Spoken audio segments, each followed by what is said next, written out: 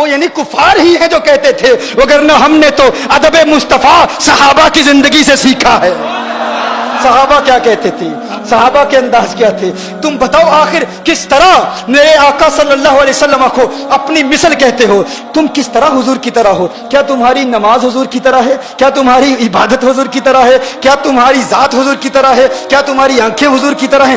الیاذ باللہ، کیا تمہارے ہاتھ حضور کی طرح ہیں؟ کیا تمہارا جسم حضور کی طرح ہے؟ ارے بدبخت انسان، نادان انسان، کیوں گستاخی کرتا ہے؟ عقل کے ناخن لے، دیکھ تو اپنی ذات کو دیکھ لے، اپنی عبادات کو دیکھ لے، اپنی نماز کو دیکھ لے، تو اپنے کلمے کو دیکھ لے، تیرا کلمہ حضور کے کلمے کی طرح نہیں۔ کیوں؟ تو کلمہ پڑھتا ہے لا الہ الا اللہ محمد الرسول اللہ، حضور اکرم صلی اللہ علیہ وسلم کلمہ پڑھتے ہیں لا الہ الا اللہ انا رسول اللہ، انا رسول اللہ۔ تو کہتا ہے لا الہ الا اللہ محمد الرسول اللہ، حضور کس طرح کلمہ پڑھتے ہیں لا الہ الا اللہ انا رسول اللہ، تیرا کلمہ حضور کے کلمے کی طرح نہیں، تو حضور کی طرح کیسے ہو سکتا ہے؟ اپنی عبادت پر غور کر، تو اپنی نماز پر غور کر، تو نماز پڑھتا ہے، تجھ پر کتنی نمازیں فرض ہیں؟ کتنی نمازیں فرض ہیں؟ تجھ پر 5 نمازیں فرض ہیں۔ حضور کے متعلق فرمایا وَمِنَ اللَّيْلِ فَتَهَجَّدْ بِهِ نَافِلَةً لَكَ، حضور پر تہجد بھی فرض ہے، تجھ پر 5 نمازیں فرض، مصطفیٰ کریم پر 6 نمازیں فرض، تیری نماز ان کی نماز کی طرح نہیں، تو ان کی طرح کیسے ہو سکتا ہے؟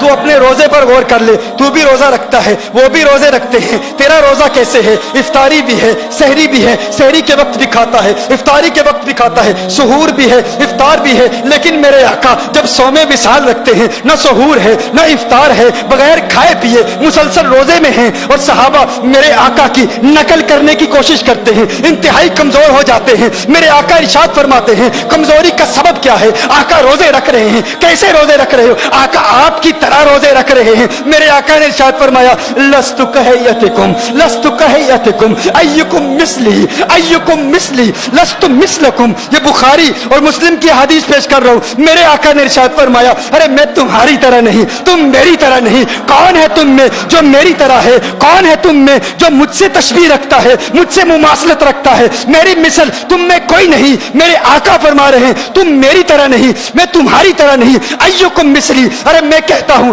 تمہارا روزہ ان کے روزے کی طرح نہیں، تم ان کی طرح کیسے ہو سکتے ہو؟ تمہارا کلمہ ان کے کلمے کی طرح نہیں، تمہاری نماز ان کی نماز کی طرح نہیں، تمہارا روزہ ان کے روزے کی طرح نہیں، تمہاری زکوٰۃ ان کی زکوٰۃ کی طرح نہیں۔ تم پر زکوٰۃ فرض ہے، میرے آقا پر زکوٰۃ فرض نہیں ہے۔ تمہارے ارکان اسلام 5، آقا کے ارکان اسلام 4، ارے تمہارے ارکان اسلام آقا کے ارکان اسلام کی طرح نہیں، تم آقا کی طرح کیسے ہو سکتے ہو؟ ہاں؟ اور جانتے ہو آقا پر زکوٰۃ فرض کیوں نہیں ہے؟ آقا پر زکوٰۃ فرض کیوں نہیں ہے پتہ ہے؟ زکوٰۃ کی ادائیگی کے لیے شرط یہ ہے کہ مالک کی ملک سے خارج ہو، نکل کر قابض کی ملک میں آ جائے۔ زکوٰۃ کی فرضیت کب ادا ہوتی ہے؟ جب مالک کی ملکیت سے نکلے اور قابض کی ملکیت میں آ جائے، جو اس پر قبضہ کرے وہ اس کا مالک بن جائے، تب زکوٰۃ ادا ہوتی ہے۔ یہ ادائیگی زکوٰۃ کے لیے شرط ہے۔ دیکھو ایک جزیہ فقہ، الولد وما فی یدہ کان لابیہ، الولد وما فی یدہ کان لابیہ، بیٹا اور بیٹے کی ساری ملکیت در حقیقت اس کے باپ کی ملکیت ہوتی ہے۔ بیٹے کے پاس جتنی دولت ہے نا، اسی لیے باپ اپنے بیٹے کو زکوٰۃ نہیں دے سکتا۔ باپ اپنے بیٹے کو زکوٰۃ کیوں نہیں دے سکتا؟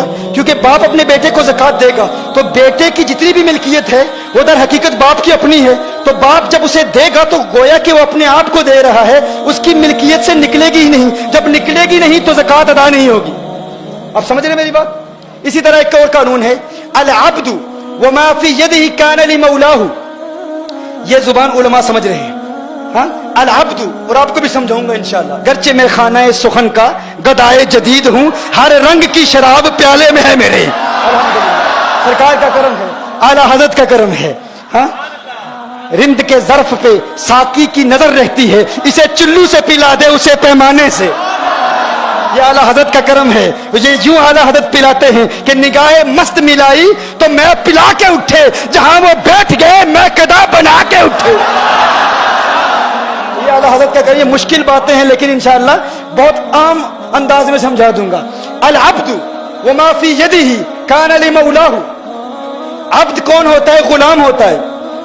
गुलाम, और गुलाम के पास जितनी दौलत है, गुलाम के पास जितना माल है, दर हकीकत वो उसके आका का है। गुलाम के पास जो कुछ है वो किसका है? उसके आका का है। बहुत कम वक्त है, तवज्जो फरमाएं। गुलाम के पास जो कुछ है वो उसके आका का है। पहले मैंने क्या कहा? बेटे के पास जितनी दौलत है वो दर हकीकत उसके बाप की है, इसीलिए बाप अपने बेटे को ज़कात नहीं दे सकता, क्योंकि ज़कात की अदायगी के लिए शर्त क्या है? ज़कात अदा उस सूरत में होगी कि मालिक की मिल्कियत से निकलकर काबिज की मिल्कियत में आ जाए, तब ज़कात अदा होगी। एन इसी तरह अगर कोई आका है तो वो अपने गुलाम को ज़कात नहीं दे सकता। आका अपने गुलाम को ज़कात नहीं दे सकता। क्यों नहीं दे सकता? अगर आका अपने गुलाम को ज़कात दे तो वो कानून क्या है? अल अब्दु वमा फी यदिही कान लिमौलाहु, कि जो अब्द के पास दौलत है, जो कुछ भी है, दर हकीकत उसके आका की है। अब आका अपने गुलाम को कुछ देगा तो वो आका की मिल्क से निकलेगी ही नहीं। जब उसकी मिल्क से निकलेगी ही नहीं तो ज़कात अदा होगी ही नहीं। तो अब मैं पूछना चाहता हूं, आका अगर आप ज़कात देते तो देते किसको?